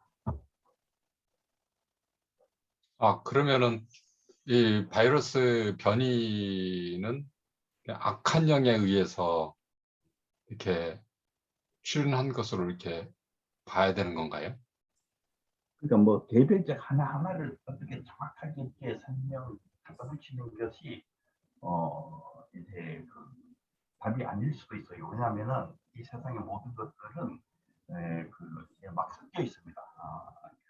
우리가 하나님 일을 한다 그러면서 하나님 일을 하기도 하지만은 하나님의 영의 인도함을 얻고 있지만은 동시에 우리 안에 있는 어떤 괴된 성품 뭐 이런 것도 같이 그렇게 이렇게 녹아 있듯이 이 세계도 역시 그 복잡성이 있다고 생각합니다. 그런데 이 코로나 바이러스 같은 것은 뭔가 좀 긍정적인 차원이 아니에요. 뭔가 그 악한 것들에 의해서 시작된 것이 아닐까, 그렇게 추론을 합니다. 예, 한 교수님. 이제 유럽에서 공부를 하다가 유럽 사회 전반적으로 퍼져 있는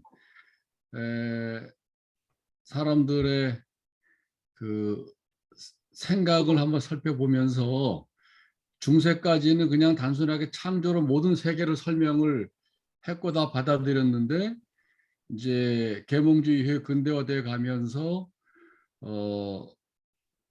이성 중심으로, 그리고 과학기술이 발전되면서 모든 거를 설명해야 되고, 설명이 안 되면 이제 받아들일 수 없는 그런 상황인데, 기존에 이제 중세시대에 또 믿음을 가지고 설명하다가 그 천동설, 지동설이라고 하는 전혀 과학으로 볼 때는 말이 안 되는 부분까지도 강조하다 보니 사람들이 점점 신앙에서 떠나가면서 결국 그 세계를 설명하는 전제가 저는 중요한 것 같은데, 창조와 진화에서 전제가 이제 믿음이냐 아니면은 믿음을 빼놓으니까 결국은 설명할 수 있는 길은 저절로나 우연이나 돌연변이라고 하는, 생물학적으로 말하면 그 단어로 설명을 할 수밖에 없는 과정인데, 놀랍게도 유럽의 모든 사람들이 중세 세계관에서 이제 근대 세계관을 옮겨가면서 창조에서 진화 쪽으로 옮겨갈 수밖에 없는 것 같더라고요. 우리나라도 지금 이제 그런 상황이 돼가고 있고, 그러니까 전제를 보이지 않는 신을 믿으면 그 이후의 세계는 설명이 오히려 그 하나님과 연관돼서 설명이 가능한데, 이제 그걸 안 믿으니까 설명이 엄청 복잡해지면서 설명 못하는 부분도 계속 생기게 되는데, 저는 이제 오늘 총장님한테 질문이, 창조론을 믿으면서 우리가 세계를 설명할 수 있는데, 문제는 이 창조를 일반적으로 첫 번째 창조만 딱 생각을 하고 창조 세계 이후에 생기는 수많은 변화들을 설명을 못하니까 그 자리에 과학이 들어가서 자꾸 설명을 하니까 근대 이후의 인간에게는 훨씬 과학이 설득력이 있는 거예요. 세계 현시, 세계 존재라든가 세계의 그 움직임에 대해서. 그래서 제가 이제 지난번에 말씀드린 것처럼 첫 번째 창조 이후에 하나님은 그냥 세계에 어떤 새로운 변화를 하지 않고 계속 나가다가 마지막에 새 창조한다. 요렇게 요런 단순한 두 개의 창조만 믿으면 그 과정 속의 변화에 대한 설명이 안 되는데, 제가 거기에 계속적인 창조라고 하는 그게 들어가면 이제 무신론자들이 진화론으로 설명할 수 있는 부분을 우리는 분명히 창조론으로 설명이 가능한데, 그 과정에서의 그 돌연변이냐 우연으로 발생하게 됐다고 하는 그 현상을 우리가 계속적 창조로 설명을 하면 이제 믿음을 가지고 이성적으로도 설명이 가능한데, 그 부분을 조금 더 자세하게 설명을 한번 해주시죠.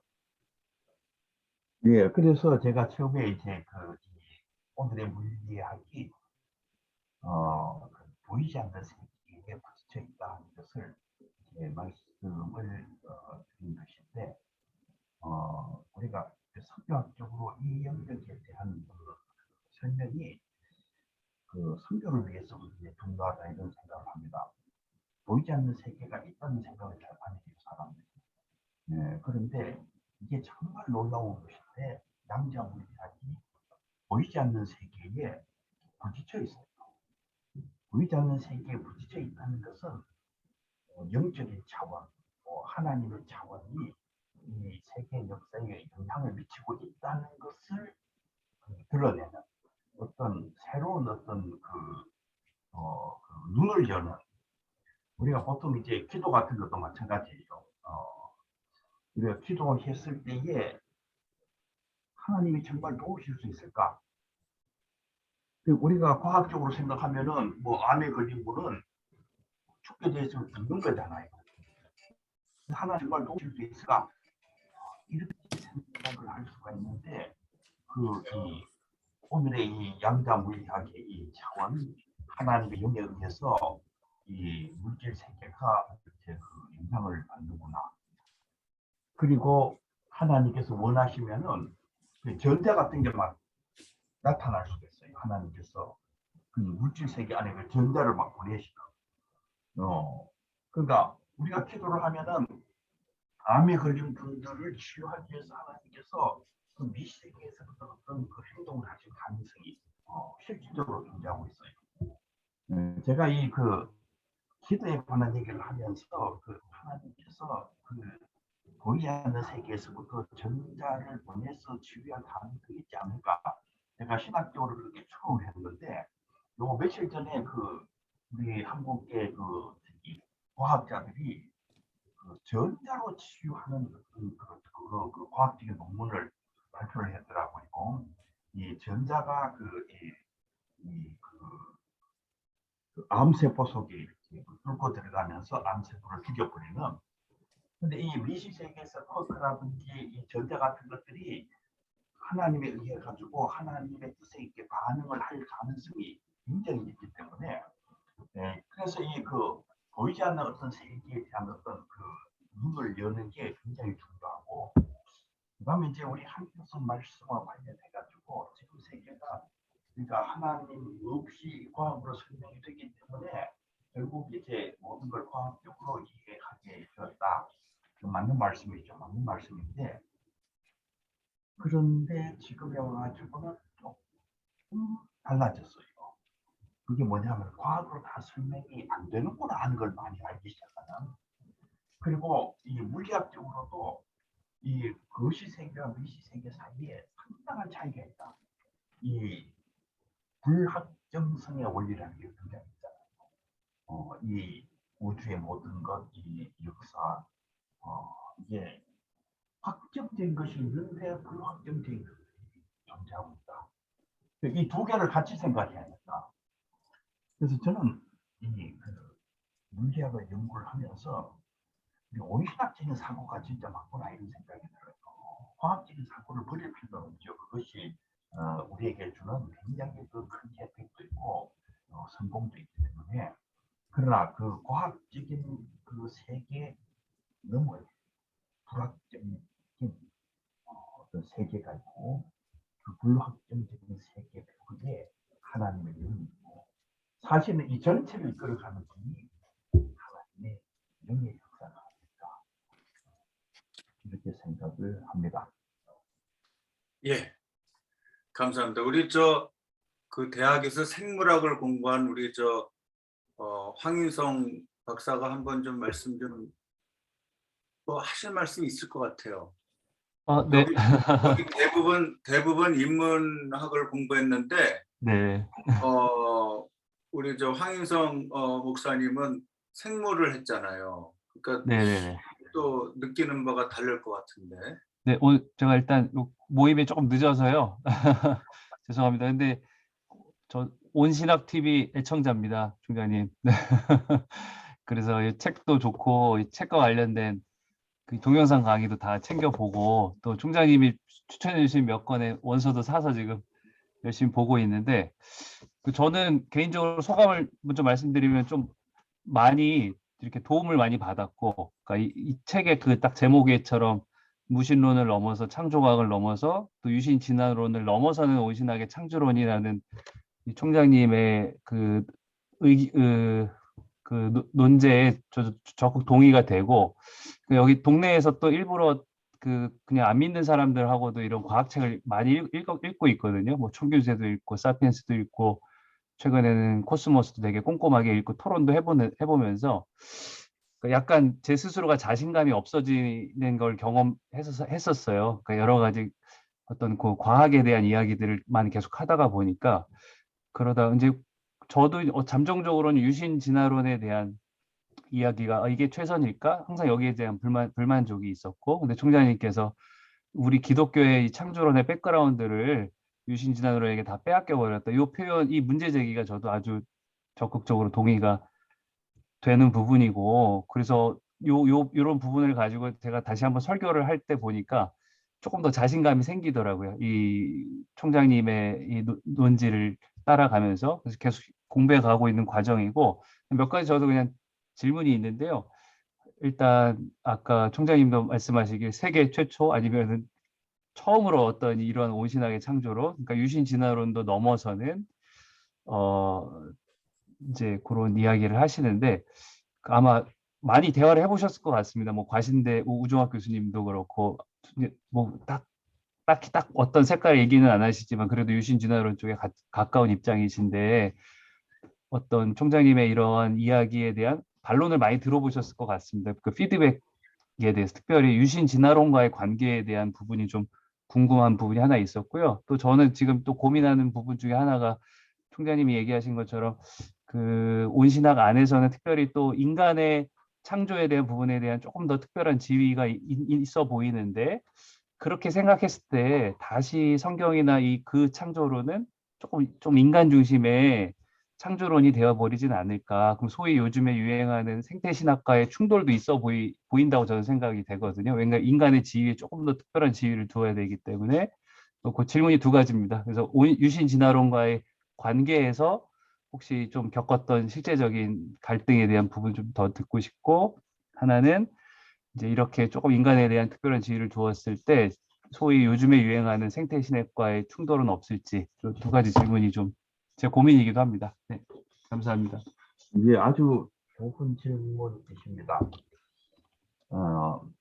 유신 진화론을 주장하는 분들은 우리 주변에 아주 많지요. 온신학 안에도 많이 계세요. 우종학 교수는 물론 말할 것도 없고. 그런데 이제 그 대화를 하면서 상당히 많은 분들이 이 계속적 창조를 제가 얘기하는 계속적 창조를 향해서 이 마음의 문을 여는 것 같아요. 왜냐하면 이게 더 좋잖아요. 진화를 얘기하는 것보다 더 창조를 얘기할 수가 있으면 더 좋고 또 이게 선교나 뭐 교회에서 가르칠 때나 모든 면에서 다 이제 훨씬 더 좋잖아요. 우리는 기독교인이니까. 그래서 이제 유신 진화를 얘기했던 분들을 자꾸 이제 얘기를 해가지고 이게 대화를 생각해가지고 점차 이렇게 문을 열어가지고 이쪽으로 오시도록 조금씩 따라온다 이런 생각을 합니다. 그런데 과정신학에 많이 경도되신 분들은 따라오는데 제일 늦어요. 보면은.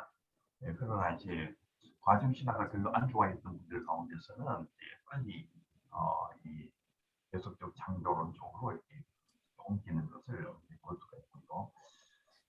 그 두 번째 질문이 사실은 굉장히 중요한 질문인데, 그동안 이 신론적 이 진화론에 경도된 이 세계의 생물학 과학이 인간과 동물 사이의 차이를 거의 얘기하지 않았어요.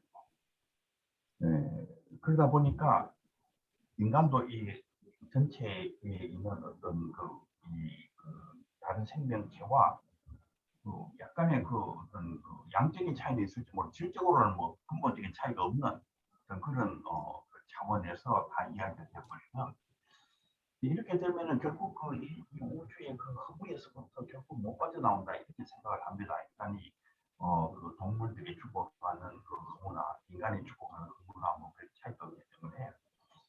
근데 이제 이 계속적 창조를 얘기하게 되면 하나님께서 사람을 창조하신 본질적인 어떤 가치, 힘 형상의 문제 이런 것들을 다 신학적으로 다 언급할 수가 있기 때문에.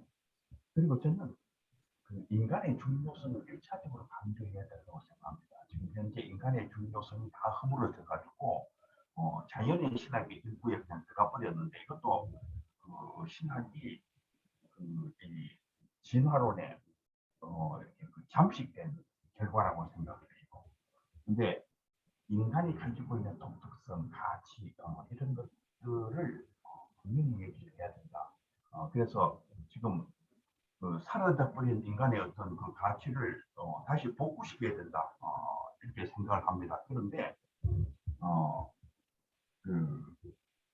답은 그리스도 중심적으로 이해를 해야 된다. 그러니까 이 우주적 그리스도, 그러니까 이 우주의 완성이 인간 중심, 정말 안트로센트릭 그게 아니고 전체 흐름에 있어서 인간은 굉장히 중요하지만은 그리스도 중심, 이 그리스도 중심적인 전체 우주 가운데 모든 피조물들이 그 자체의 존엄성과 가치가 있다 이렇게 생각합니다. 그래서 그리스도 중심적인 우주관의 큰 틀 속에서 인간의 존엄성, 가치 이런 것들을 강조하는 것이 이게 답이다 이렇게 생각합니다. 네, 오늘 너무 귀한 질문과 또 답변 이렇게 잘 해주셔서 너무나 감사하고요. 저는 이제 총장님 옆에서 몇 년 동안 같이 일을 하면서 늘 느꼈던 거는 뭐냐 하면 총장님은 이제 영문학을 하고 신학을 하고 이러셨는데 굉장히 이공계적인 사고도 하신다. 그래서 굉장히 과학자의 그런 면모도 가지고 계신다는 것을 제가 옆에서 같이 일하면서 그런 거 많이 느꼈고요. 그래서 늘 이제 이렇게 연구하실 때 일단 사변적인 신학을 하시는 거가 아니고 그걸 자꾸 이렇게 증명을 하면서 또 하나님 중심, 그리스도 중심으로 이렇게 다시 정리를 하시는 그런 신학적인 어떤 체계 내지는 그런 추구를 제가 옆에서 많이 느꼈습니다. 제 생각이 맞는지 모르겠어요. 예, 맞습니다. 예. 하여튼 오늘 혹시 이제 한 분만 더 질문 내지는 또 코멘트 해주시고 그리고 우리 총장님 마무리 말씀해 주시고 그리고선 마치려고 하는데요. 우리 안성 교사님 한 말씀 하실래요? 예. 예, 오늘 강의 잘 들었습니다. 최근에도 또 이 문제와 관련된 일이 가까운 데서 일어나가지고 3월 초에 제가 아리조나에 있는 어느 교회에서 창립기념 선교 세미나를 2주 수요일 저녁마다 2번 했는데 제 뒤이어서 수요일마다 2번 하신 분이 창조과학 같아요 보니까. 그래서 제가 좀 상당히 혼돈이 왔던 일이 있습니다. 제 마음속에 지금까지 생각해온 우리 창조 문제와 관련해서 제가 가지고 있는 생각은 이 신비인데 이 신비를 과학적인 방법론 가지고 접근하는 것이 가능한가 하는 것을 제가 질문을 하고 있고요. 우리가 진화론 때문에 스트레스를 많이 받아왔지 않습니까? 제가 오늘 총장님 강의에서도 총장님도 스트레스를 많이 받아오셨구나 그런 생각이 느낌이 들었습니다. 근데 제가 생각하기에는 과학적인 방법론으로 하나님의 무한하시고 영원하시고 전능하신 하나님의 창조를 우리가 제한된 이성에 갇힌 인간이 그 방법론 가지고 증명하는 것이 가능한가? 불가능하다고 저는 생각을 하고 그렇다면은 첨단 과학 세대를 살아가면서도 신앙을 가지고 살아가는 사람은 두 세계에 걸쳐 있는 거라고 저는 생각을 합니다. 일정한 타입이 없을 수는 없죠. 그렇기 때문에 창조과학 자체는 제가 볼 때 그거는 뭐 학문도 아니고 그거는 뭐 이데올로기일 뿐이고 그건 사실은 가치가 없다고 생각을 하거든요. 왜냐하면 창조과학 논리대로 가면은 성서에 나오는 천동설의 그 어떤 플랫폼 자체를 희화화해야 되기 때문에 신성 모독이라고 제가 생각을 하거든요. 예. 너무 과학적인 방법으로 대응할 필요가 있겠는가? 신앙은 그렇게 과학적인 방법으로 너무 그렇게 치중해서 대응할 필요가 있겠는가 하는 제 생각입니다. 예, 우리 안 목사님 말씀을 하셨는데 그 신비적인 차원, 우리의 이성을 넘어서는 차원은 있다고 생각합니다. 있다고 생각하는데 사실은 성경을 읽어보면은 이 우주 삼라만상을 통해서 하나님을 알 수 있다고 하는 게 성경의 가르침입니다. 우리가 제가 그 이제 칼바르트 시각을 많이 연구를 했습니다만은 바르트가 잘못한 것 중에 하나가 바르트가 이 19세기 신학이 과학을 근거로 해가지고 과학적으로 하나님을 설명해낼 수가 없다. 이렇게 과학이 이제 추방되던 과학이 신을 추방시켜버리는 그 시기에 바르트가 이제 그 하나님을 다시 살려내기 위해 가지고 신은 그 이성적으로 설명이 안 된다. 그리고 만남으로서 알 수 있다. 이렇게 나갔는데 그것은 이제 그 당시에 과학으로 설명할 수 없었던 그 한계 속에서 칼바르트가 이 기독교를 신앙을 살려내려고 했던 노력이었다. 이렇게는 생각하는데 그러나 이제 우리가 성경을 보면은 이 삼라만상을 통해서 하나님을 알 수 있다는 게 성경의 아주 큰 가르침이고 두 번째 중요한 것은 지금 호킨스나 이런 무신론적 과학자들에 의해 가지고 세계 기독교가 지금 형편없이 무너지고 있습니다. 굉장히 심각합니다. 영국이 다 무너지고 있고 지금 미국도 지금 추풍낙엽처럼 흔들리고 있어요. 지성인들 청년들 사이에 지금 엄청나게 그 중심에는 과학적 무신론이 있어요. 그렇기 때문에 지금 세계 선교에 있어서 너무나도 중요한 과제가 이 과학적 무신론을 극복해야 되는 과제입니다. 지금 이 과학적 무신론을 읽어보면은, 도키스의 책을 읽어보면은 바로 어떤 느낌이 오는가 하면은 힘이 없구나. 그런 느낌이 바로 와요. 제가 이 무신론자들의 책을 쭉 읽으면서 이 교회에서 길러낸 그 학생들이 이런 책을 읽고 신앙을 계속 유지하는 것은 거의 기적이었구나. 뭔가 이들에게 하나님이 계시고 하나님이 창조했다는 것을 논리적으로 설명할 수 있는 어떤 그 방향이 있어야 되겠구나. 그리고 우리가 이렇게 논리적으로 사용하는 설명하는 이것이 성경에서 사용하시는 것도 유념할 필요가 있습니다.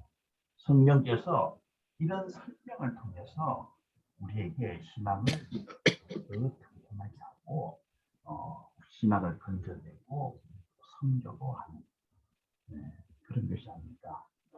그래서 제가 이게 그 과학을 연구하면서 참 그 고생을 많이 했는데, 제가 오늘 얘기한 것은 옛날 과학이 아닙니다. 전부 다 이거 최근의 과학. 참 요즘은 이 유튜브 이게 발전이 돼가지고 미국의 프린스턴 대학에서 또 하버드 대학에서 그 학자들이 그 강연하는 게 그냥 그대로 다 올라오더라고요. 그걸 들으면서 제가 많이 알게 됐어요. 제가 한국의 과학자들이 저보다도 굉장히 모르는 분들이 많을 거다 이렇게 생각합니다. 그 가장 업투데이트한 그 과학들, 또 2016년에 영국 런던의 로열 소사이어티에서 경외 강연을 하신 게르트 밀러 교수는 이 진화론이 지금 공경에 빠졌다, 막다른 공기에 빠졌다. 이게 세계적인 과학자가 지금 하시는 말씀이에요. 저들이 지금 막다른 공경에 빠졌구나. 그것도 알게 됐고, 그럼 이 막다른 공경에서 참으로 바른 답을 낼 수 있는 길이 뭘까? 그걸 찾아낸 게 과학시대의 창조론입니다. 여러분들 많이 활용하시면은 실제로 교계를 위해 또 선교를 위해서 굉장한 도움이 되지 않을까 그렇게 생각합니다. 예, 고맙습니다. 감사합니다. 저 박수로 한번 감사의 표시하겠습니다. 예. 우리 저 황인성 목사님, 우리 이 참가자들 화면을 좀 응시해 주시고요. 사진 한 장 좀 찍어 주세요. 네, 네. 한 3초 동안 잠깐 한번 찍겠습니다. 잠시만요. 자, 찍겠습니다. 하나, 둘. 감사합니다. 네. 네. 오늘 귀한 강의 너무나 감사드립니다. 나중에 이거 오미크론이나 뭐 이런 거 다 지나가면 이렇게 얼굴을 맞대고 같이 공부도 하고 또 강의도 듣고 또 토론도 하고 그러면 굉장히 재밌겠다는 생각을 네. 많이 했고요. 정말 이 과학 시대에 그 무신론적인 이런 어떤 뭐랄까 진화론 내지는 또 여러 가지 창조 과학이나 유신 진화론 이런 것들을 극복하고 논리적으로도 잘 설명할 수 있는 그런 능력을 우리 목회자들과 또 우리 교수님들 또 여러 우리 참여자들이 다 가지시게 되는 것이 오늘날 기독교를 수호하는데 얼마나 중요한 일인가 하는 것을 다시금 깨닫게 되는 귀한 시간이었습니다. 너무 감사드리고요. 우리 모임을 마치면서 우리 조은하 교수님 한번 기도해 주시면 좋겠습니다. 하나님 아버지 감사합니다. 저희들이 많은 혼돈의 시대를 살아가고 있으나 역사의 주관자이시고 이 세상의 주관자는 하나님이시라는 고백을 이 시간 저희들의 만남과 공부를 통해서 다시 한번 권고히 할 수 있도록 하심을 감사를 드립니다. 하나님 아버지 저희들에게 정말로 이 하나님께서 맡겨주신 사명과 저희들의 삶의 자리에서 그리스도인으로 빛과 소금의 역할을 잘 감당하며 살아갈 수 있도록 저희들에게 온전한 지식을 허락하시며 참과 거짓을 분별할 수 있는 지혜를 허락하여 주시고 또한 이 모든 것 위에 사랑을 더하셔서 하나님이 이 세상을 사랑하셔서 이 세상을 창조하시고 오늘도 저희와 함께 하시는 것처럼 저희들이 이렇게 어렵고 혼란한 시기에 사랑으로 모든 것을 잘 극복해 나갈 수 있도록 인도하여 주시옵소서. 특별히 우리 가교마를 하나님께서 기억하시고 우리의 독서의 모임을 기억하여 주셔서 얼굴과 얼굴을 마주하여 만날 수는 없으나 저희들 이렇게 함께 공부하고 함께 마음을 나누면서 사랑의 공동체로 저희들이 작은 빛과 소금의 역할들 그리고 작은 생명의 씨앗들의 역할들을 이곳에서 함께 이루어갈 수 있도록 인도하여 주시옵소서. 오늘도 저희들에게 좋은 말씀 들려주신 김명룡 총장님과 저희 모두에게 하나님의 은총과 돌보심이 함께 하시길 간절히 원하오며 예수님 이름으로 기도드립니다. 아멘. 아멘. 감사합니다. 감사합니다. 감사합니다. 감사합니다. 감사합니다. 우리 다음 달 책이 뭐죠?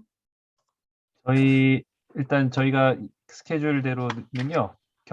경계 넘기를 가르치기 4월 달엔 경계 넘기를 가르치기로 정했었고요. 5월은 교회 소명, 그 6월에는 아무도 나에게 물어보지 않는 것들로 일단은 정해 있습니다. 다음 달은 경계 넘기를 가르치기 책인데요. 또 조만간 바로 공지를 또 드리겠습니다. 네, 감사합니다. 네. 감사합니다. 감사합니다. 안녕히 주무세요. 아, 네, 총장님 감사합니다. 감사합니다요. 네. 수고하셨습니다.